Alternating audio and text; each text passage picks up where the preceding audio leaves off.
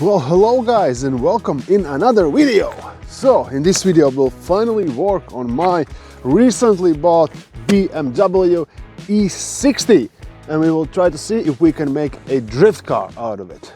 As you can see, it is BMW E60, it is 530i, it is 3-liter M54 petrol engine, and it has manual transmission, has been converted from automatic to manual. So let's talk a little bit about why E60.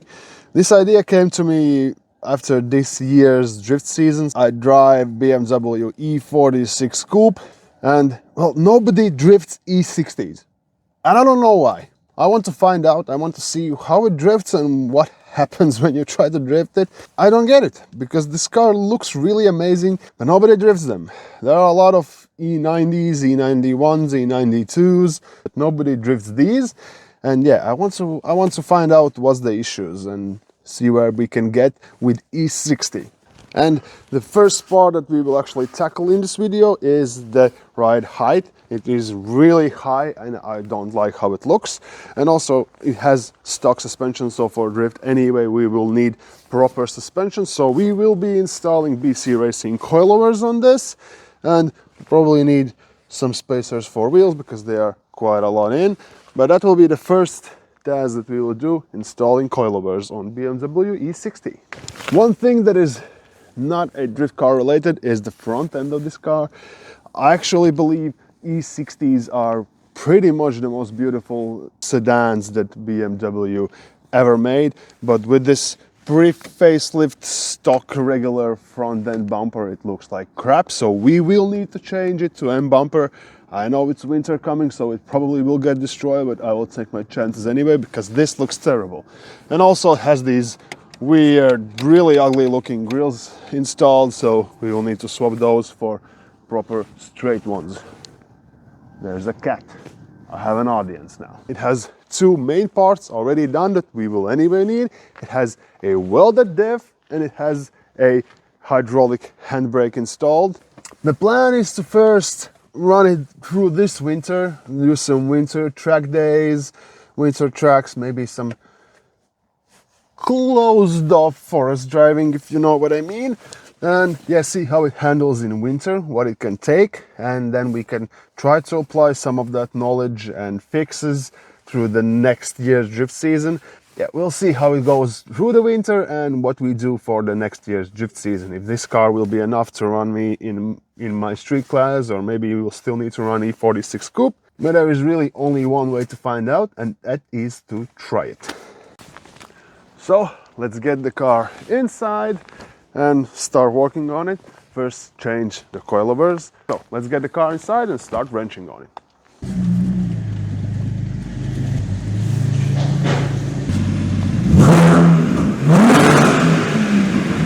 Might be too loud for the mic.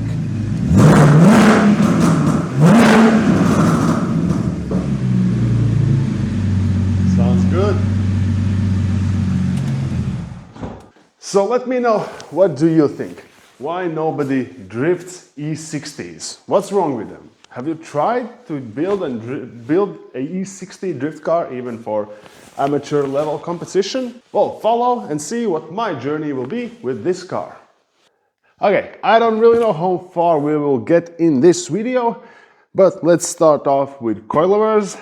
These are your standard BC Racing BR series coilovers. This should definitely be well enough for the street class I'm running in. So let's do a quick unboxing, see what's inside and how E60 coilovers look. What do we have inside? And voila! So I believe E60 doesn't come with true coilovers. Let's do a quick check. This is front. Let's check how the rear looks. So seems like these are actually true coilovers. Actually, I'm now looking at it. I'm not sure that I was correct. This actually might be rear. This might be rear coilover because it bolts on with single bolt. I have not ever changed coilovers on E60, so I have no idea what surprises I'm in for. but okay, let's do it.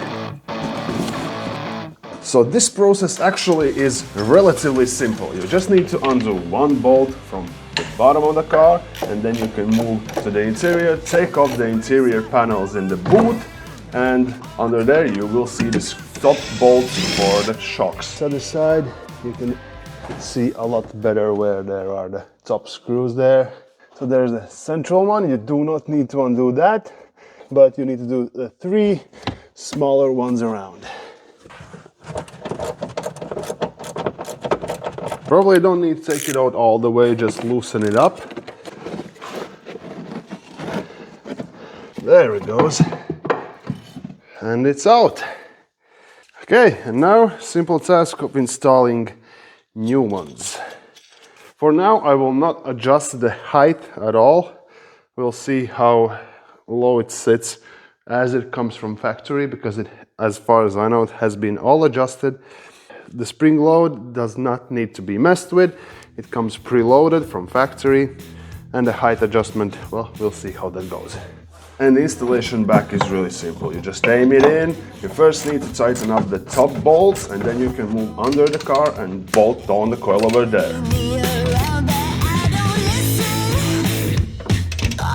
That should do it. The rear coilovers are changed. Relatively simple task. Now let's do the front ones. I can already take off the original ones, then we will need to wait for those camber plates. But let's start working on the front. Front turned out to be actually really interesting. You also need to take out the control arm so that you can shift the whole assembly to get the actual original shock out.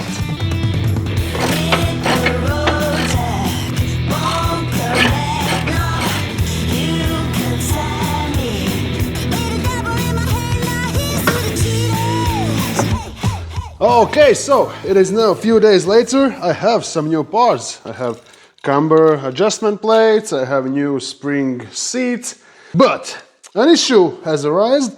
This is completely fine. It has meant for original one, this fits, there is no issue there. But the issue is with camber plates, I was not really able to find camber plates that are specifically for E60. That's a big issue. I found ones that say they are for E60, but it said it also they are for E40, 636 and so on. So, and of course those are different chassis, and if it fits everything, then it probably does not fit anything. Issue number one, if I put this in, the screws are rubbing against the top surface here, and it does not sit fully in. I would need to use like maybe one screw here, and there's really not a lot adjustment. Issue number two is, you can see the direction of the screws here. There are 2 screws here on the wing side and one in that direction there. But for me, there is no rotation where the camber adjustment would be straight. I could put it like this, it's towards the rear. I put it like this, it's towards the front. I put it like this, and it's no longer camber adjustment. And then to issue number 3, which is to do with this top, as you can see, it's not really sitting there. It would need to sit on like edges here, so the shock would press against it there. And for now, I will also order this top bearing and just put on new top parts without camber adjustment, but that will take a few days to do. Alright, so then coilovers for the front are not going on just yet, but I picked up this today. It is painted, in theory, in car color. So let's put this on. But before doing that, this would be a great moment to put in some footage from my previous track day training session. I was really hoping that this car would be ready for it, but it was not. So let's jump back a little bit in time for a few minutes to check out how the drift training session with my other winter beater went, and then we can continue on this car. Okay, we are at the track. Beater is here and ready. First time on track with diesel. We have about half an hour until our session starts, so let's see how that goes.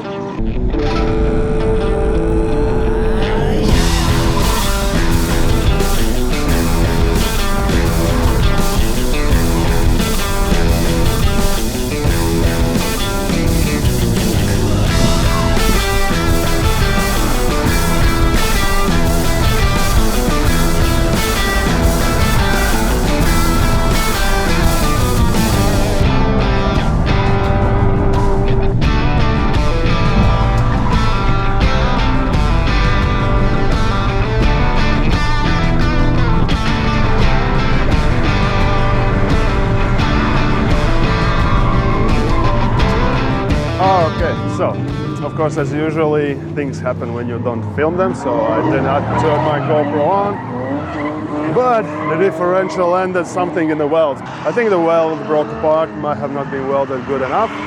So that ends training session for me now. We'll just chill around a bit, see how others drive.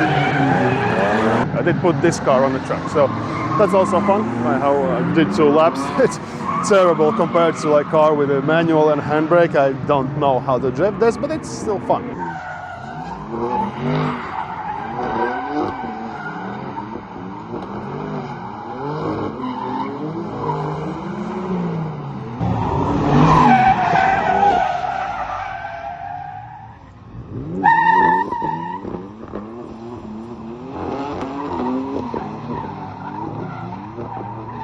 I will make a separate video about the XDelete because this is set up to be rear-wheel drive, so that will be an interesting, but that will be another video, probably in the spring, I don't know.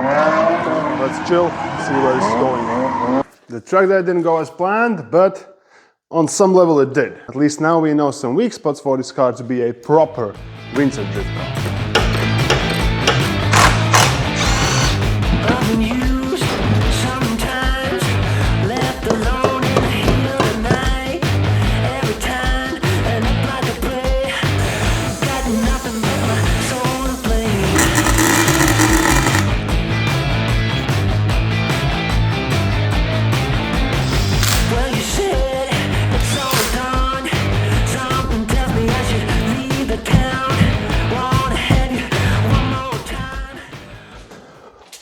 Alright, let's get back to the E60 action.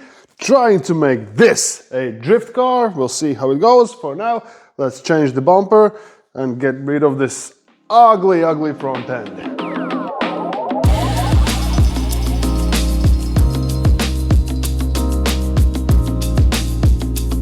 So looks like this car has had some nice crash in front here. Doesn't matter to change it now, I can change it later.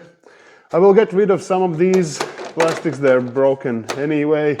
I don't really need them on this car. We'll get rid of those and just, I guess, throw on the new bumper.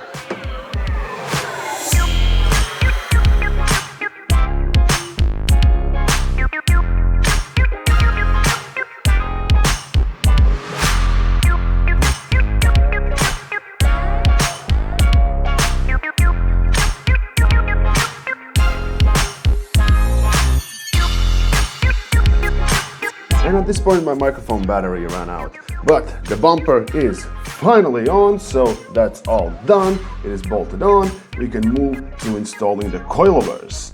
So I had to order the top bearing new one so that I do not need to take apart the original shocks and springs. Now we can install these back on the car. Should be relatively simple, but let's see how it goes. So in theory the correct way was to take off the whole assembly, but I did not want to do that, do not want to take off caliper and so on. Now, installing back the coilover, aim those control arms in, bolt them down, but do not torque them down just yet. Also need to remember that this big bolt that holds the shock in is also used for sway bar link. So just keep that in mind. And it goes on something like this. Okay, you need to remember before tightening down those control arms that you need to tighten them while the control arm is more or less in level, so you do not break the bushings more quickly, I guess. So you need to raise it up. Well, that might be enough. Yeah, so it's pretty much on the level as it would be on the ground, and then you can tighten down those bushings. If you can find the nuts. Oh, that's what she said.